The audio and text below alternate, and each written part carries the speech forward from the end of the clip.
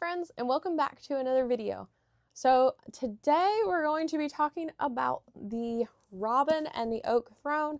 I just finished this about a couple days ago, and I wanted to get on here and do a full review with you. So this book I gave 4 stars.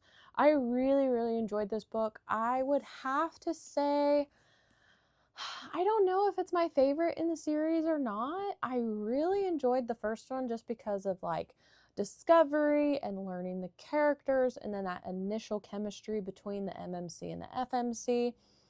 But this one I also liked because not only do you learn a little bit more, but then there's also a bigger heist. There's like a trust thing going on between the MMC and the FMC. And I think there's now going to be like a love triangle kind of in a way, even though like she doesn't want to be with this one guy, but she kind of can't help it because of some like binding ceremony that happened, but she really just wants to be with Graves. So that hopefully gets worked out in the third one. And then, oh my gosh, guys, if you read this, you have to be prepared.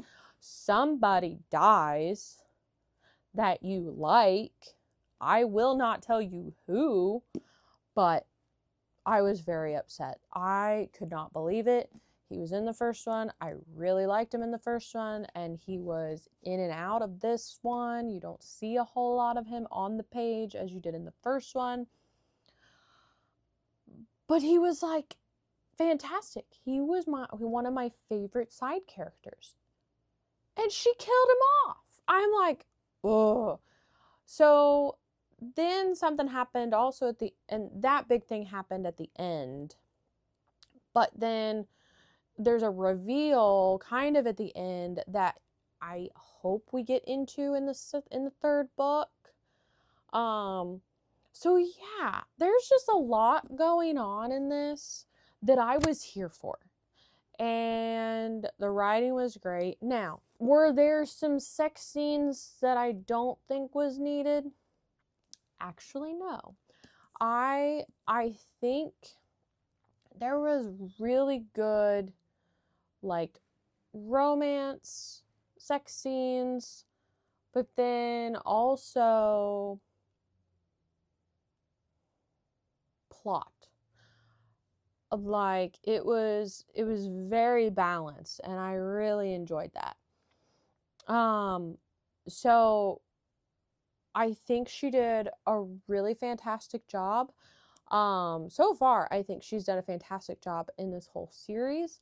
And the third one comes out in June, so I am definitely ready to read that when it does. But I'm super excited for this. Like, this series has really surprised me. And I mean, I mainly bought the first one just because it sounded interesting, but the cover like spoke to me. And so when I read it, I really enjoyed it. So I immediately went and pre-ordered the second one. And then when I saw the third one is out, before I even read this one, I went ahead and pre-ordered the third one. So I'm very excited to continue reading about Graves and Kierce's love story, but then also on how they deal with the events that took place in this book. Like, what's gonna happen? Is there going to be some team ups with a character that we don't necessarily like? Is there going to be more deaths? Like, I don't know, but I'm here for it. So yes, I unfortunately have to wait to find out what happens until June. But then of course, knowing me, I probably won't even read it as soon as it gets out. So it'll probably end up being end of the year, if not the beginning of 2027 before I find out, because I have so many books on my TBR and I'm trying really hard to not buy books. But I did pre-order some the other day that I found out that were coming out this year that unfortunately I already have these books, like the first ones, or I already have like Bunch in the World, so I had to go ahead and pre-order them. Like, why not? But other than that, I'm trying really hard not to buy books randomly because obviously I have a lot to read. And this one I can count off as read and put it on my shelf. And it's just, it was really good. So if you haven't picked this up yet, I definitely recommend that you do. If you have read it, let me know in the comments kind of what your thoughts were on the story, on the writing. I really enjoyed it. But don't forget, like, subscribe, and be good people.